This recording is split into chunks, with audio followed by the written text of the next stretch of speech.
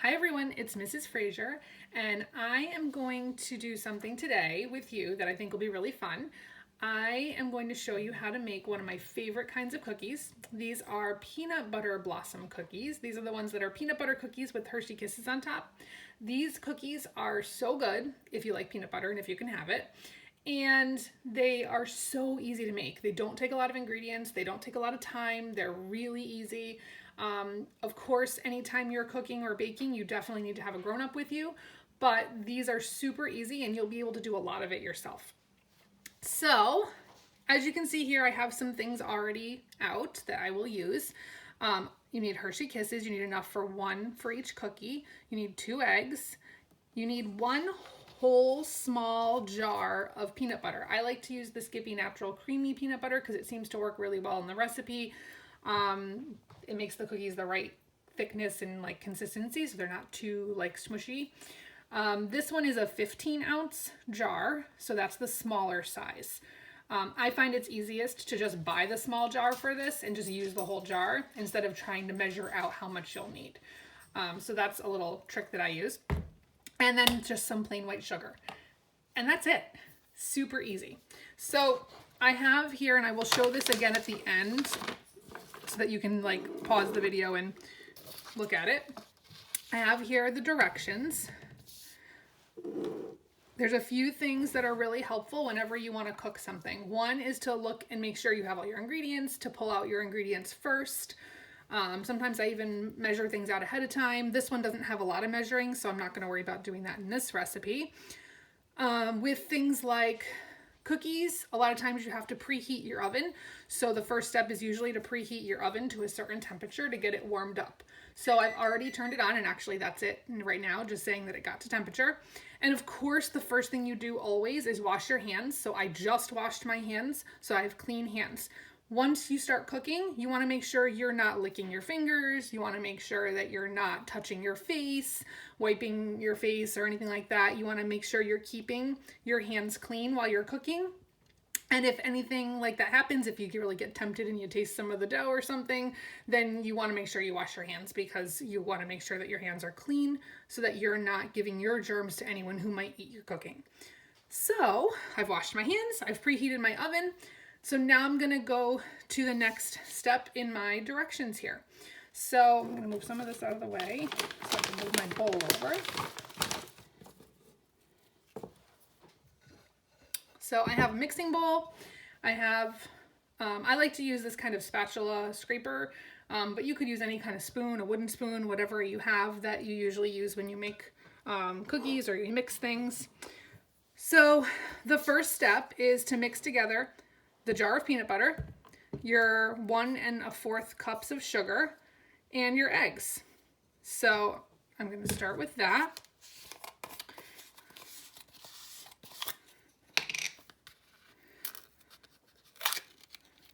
Now what I usually do with my peanut butter is I usually just use a butter knife, so not the sharp kind, just something that I can get down into the jar. Sometimes peanut butter will have a little bit of like an oil on top. You can just kind of stir it up a little if that happens. And I'm just going to take all of it and put it all in the bowl. This is a great cookie recipe because it doesn't need flour. So I know right now it's hard to find flour in the stores, and this one doesn't really use a lot of flour. I use a tiny bit when I'm rolling the dough into the cookie shapes, but you don't really even need to do that. If you don't have flour, you could always just chill your dough when you get to that step. So I'm just going to try to get as much of it out of the jar as I can. That can be a little tricky with peanut butter, but I'm going to keep scraping around the edges. My dog is begging for peanut butter right now because he loves peanut butter, so he is standing next to me. Every once in a while you might hear a little moan or a whimper because he thinks he's getting some.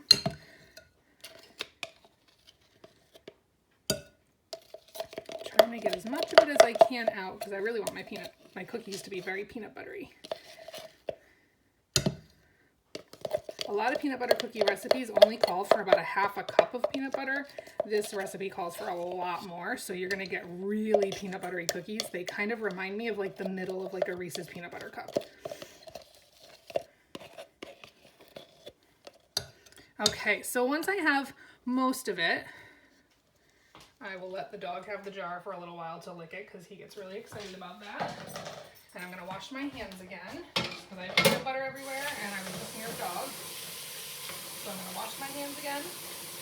So my next step is gonna be to break my eggs.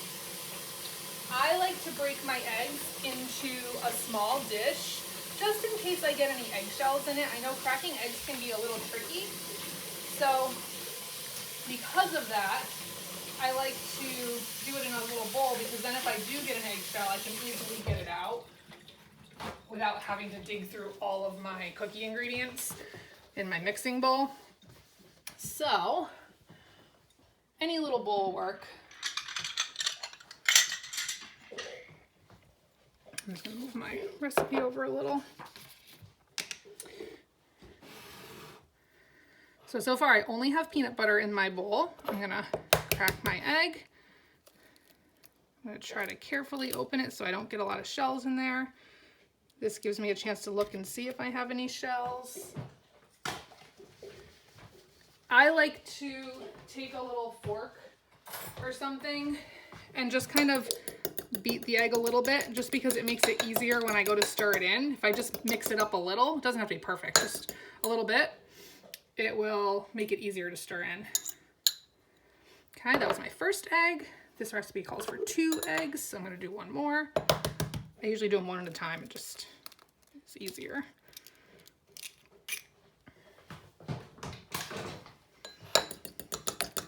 Beat that up a little bit. When you see that a recipe calls for eggs beaten, this is what it means. You just beat them a little bit first before you put it in with everything else. Okay, so I have my 2 eggs. I'm gonna rinse my hands again. I got a little bit of egg on there. Now, whenever you're making something that has eggs in it, you're not supposed to eat the raw dough or the raw batter because eggs can have a germ called salmonella in it. It's the same thing that can be in like meat or raw chicken, things like that. So the safest thing to do is to bake it and then eat it. I know sometimes it's really tempting to taste that dough, and I do it too sometimes, but it's not recommended. So now the only other thing I have left to put in here is my sugar. So you'll see that in my recipe, I'll just slide this over so you can see. In my recipe, it calls for 1 1/4 cups white sugar. So that means I need 1 whole cup plus another 1/4 of a cup. So altogether, I will have 1 1/4. Okay, that's different than just saying 1/4. I need 1 1/4 cups of sugar. So I'm gonna do my whole cup of sugar, and it's important when you are measuring to try to level it off. So what I usually do is I scoop it up and then I just shake it sideways, trying to hold my measuring cup level with the container, and I just shake it a little until it's even with the edges of the measuring cup, and then pour it in. So that's my 1 whole cup, and now I also need 1/4 of a cup, 1/4 of a cup. Shake that one off and put that one in. Okay, and that's all my ingredients for my dough. Isn't that crazy? So now I just have to stir it up. And I just want to be careful not to make a big mess when I do. But I'm just going to stir it up until everything's mixed together well, until I don't see like chunks of any one particular ingredient. I want it to just look smooth and like peanut butter dough. And you can see the more I stir it, the more it comes together. I can still see some grains of sugar in here right now, so I'm going to keep stirring until it's all mixed together really well. And if it's really warm in your house, you might notice that the dough seems a little thin. Like this might look a little thin. One thing you could do is you could put it in the refrigerator for 10 minutes or so, and that will just firm it up a little bit. You don't want to do it too long because then it'll be too hard to work with. But if it's really, really sticky and you're having a hard time rolling it into the ball shapes, then that's something you could do, is just stick it in the fridge for like 10 minutes. Okay, so for this next part, all I'm going to do is take some dough and roll it into balls. Now I want them to be about equal size. So I have a scoop that I use. We use this when we make meatballs. We use it when we make some kinds of cookies. It's kind of helpful because it just keeps them all about the same size very easily. If you don't have one of these, you could also use a 1 tablespoon measuring spoon. So here's my 1 tablespoon measuring spoon. I could just use that and roll them. A 1 tablespoon will work, or a cookie scoop, either one. So because this dough is really sticky and it doesn't have any flour in it, what I like to do is take a little bit of flour and just put it on a plate so I can touch it and not worry about getting all of the flour in the container dirty. And I just take a little bit of flour and I just like coat my hands in it, and that just keeps the dough from sticking to my hands so much. And I'll just do this a bunch of times as I'm rolling the dough. You really want to make sure your hands are clean before you do this. So it's definitely a good time to wash your hands one more time before you do this step. I washed them a couple times while I was working and adding ingredients. So, slide this over. I have here my cookie sheet. And what I'm going to do is roll these little cookie balls, and I'm going to spread them out. I usually do either an array of like a 3, maybe by 4 array, or sometimes I'll do like 3 and then 2 and then 3 and then 2, because it just helps them to not touch each other when they're cooking. Sometimes cookies spread out when they cook, and you don't want them to get stuck together. You want them to each be their own cookie. So I'm going to take my scoop. I'm going to try to keep these all around the same size. I'm going to make sure I have a little bit of flour on my hands. Now the key here is that you don't want to roll them too much. You don't want to handle the dough a lot. You just want it to be enough to roll it lightly to be a ball shape. So, ooh, these are really sticky. My house is pretty warm today. So a little bit of flour helps. You don't want to do too much flour because you don't want them to come out too dry. So I'm going to just do that. Just nice, simple, lightly rolled, just to make it a ball shape, nothing fancy. Just roll it lightly. And I keep just adding a little bit of flour to my hands in between each cookie because it is so sticky.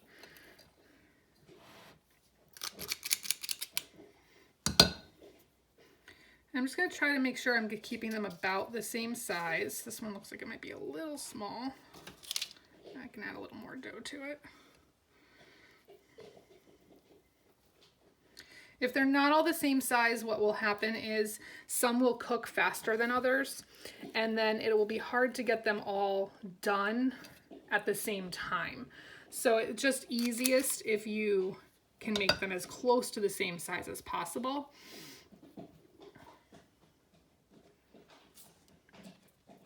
And you want them to be like, this is maybe 2 inches apart. You want them to be at least 1 inch to 2 inches apart on your cookie sheet. I have on my cookie sheet a piece of parchment paper. You don't have to do that. You could just do it right on your cookie sheet. Peanut butter cookies have enough fat in them because of the peanut butter that they won't really stick too badly. It just means that it's a little more to clean up at the end. So I like to use parchment paper when I can. This parchment paper I really love because it comes already cut to this size, and I just ordered a pack of that on Amazon. So it's one of my new favorite things for cookies.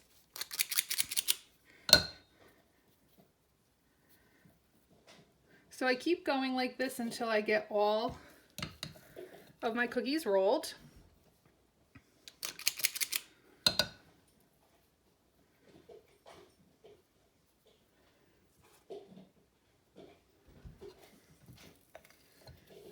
I would say this part and the unwrapping of the kisses is the part that takes the longest. I unwrap the kisses while they're baking because that gives me something to do while I'm waiting for them to cook.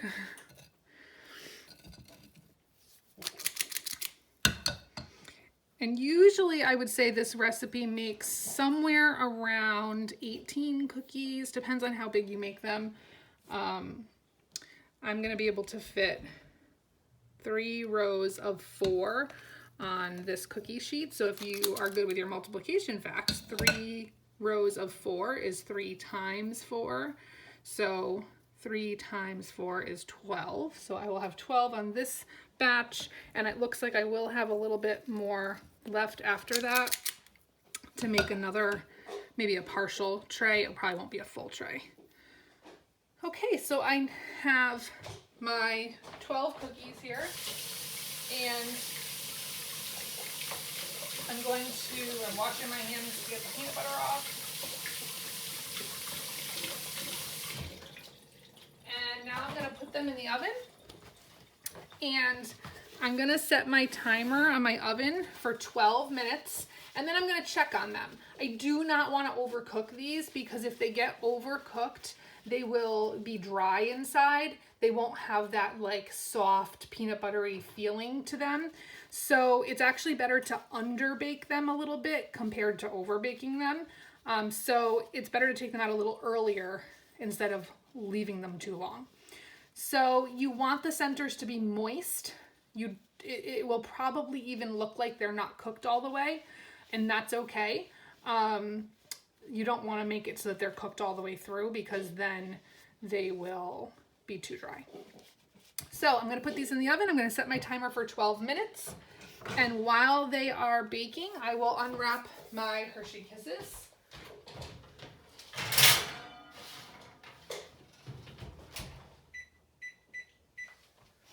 So what I like to do is I take a paper towel and I count out my Hershey Kisses. So I need 12. So 2, 4, 6, 8, 10, 12. Okay, so this batch needs 12. So then what I do is while those are baking, I'm just going to unwrap all my Hershey Kisses.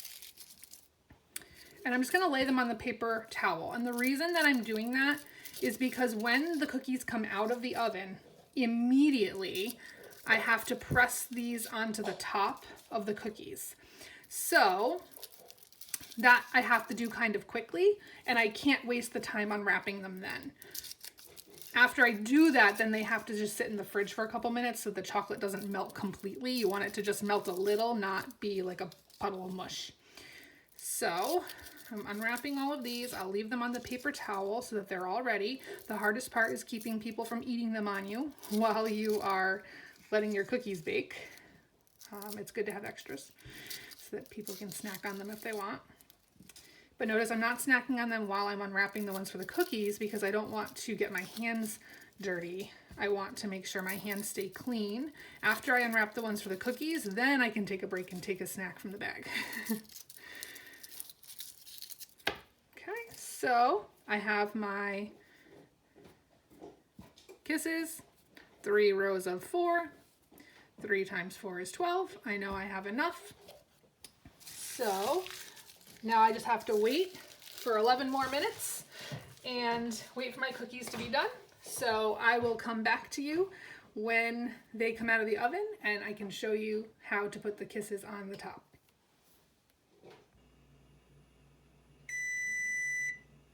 Okay, so my timer is done. And I'm going to take a look at my cookies here. And of course, I'm going to put on my oven mitt. I'm going to just slide it out a little bit so I can get a better look.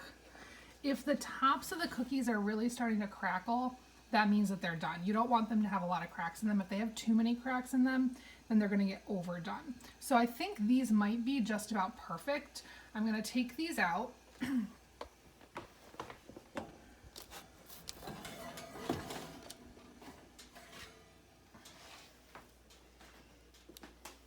And I put down my trivets here to protect my counter so it doesn't melt my counter because it's very hot coming from the oven.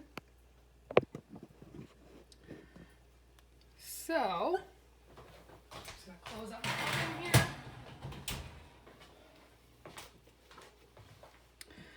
Okay, so next I'm going to press those Hershey Kisses right onto the top. I don't want to squash them down too much, but I do want to press them down enough that it does change the top of the shape of the cookie a little bit. You can see a little indent because that's what's going to hold the Hershey Kiss in and make it stay. So you want it to break the surface a little, but you don't want it to squish down to the bottom of the cookie. So I try to do this part kind of quick while they're still warm because that's what's going to help the Hershey Kiss to stay and not pop off. It looks like my smaller cookies here, they weren't all exactly the same size, and there's a few that might be a little overdone, but the ones that are a little bit bigger seem to be doing a little better. Actually, you can see this one over here looks like it was smaller, and when I pushed it down it was pretty firm. That tells me that one's probably a little overdone. These first three look like they might be a little overdone. These look like they're pretty good. When I pushed into the inside, I actually could see a little bit of that peanut butteriness, and that's perfect. So now I'm gonna stick these in the fridge for about 10 minutes just to cool them off a little, because otherwise that chocolate will just melt completely. The heat from the cookies is gonna make that chocolate melt. So I already cleared a spot in my fridge. I'm gonna slide these right in. Here's the recipe. So if you want to make this yourself, it's nice and simple and lots of fun. And I promise if you like peanut butter, you will love these cookies.